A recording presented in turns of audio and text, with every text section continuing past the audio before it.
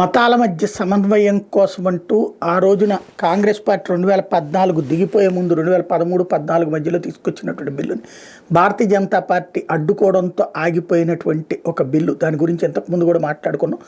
దాన్ని హిందూ బిల్లు అని మాట్లాడుతున్నాం, కానీ అసలు పేరు చాలా పెద్దదిగా ఉంది. ఆ బిల్లులో చెప్పబడింది ఏంటి, మనం ఆలయంలో భజన చేసుకోవాలన్నా, ఇంట్లో పూజ చేసుకోవాలన్నా, లేకపోతే కనుక మన గంట మోగించాలన్నా ఆ దగ్గరలో ఉన్నటువంటి మసీదు, దగ్గరలో ఉన్నటువంటి చర్చి అనుమతి తీసుకోవాలి, వాళ్ళ దగ్గర నుంచి నో అబ్జెక్షన్ సర్టిఫికేట్ తీసుకోవాలని ఒక దిక్కుమాలిన చట్టం తీసుకొచ్చే ప్రయత్నం చేశారని చెప్పుకున్నాం కదా.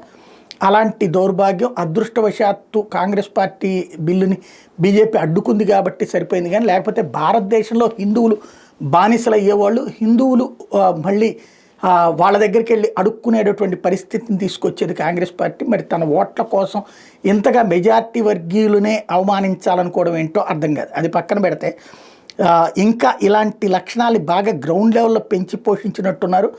హనుమాన్ చాలీసా చదువుతూ బీహార్లో జమూయి ప్రాంతంలో ఏదైతే హనుమాన్ చాలీసా పఠనంతో రోడ్డు మీద వెళ్తున్నటువంటి వాళ్ళ మీద దాడులు జరిగినాయి.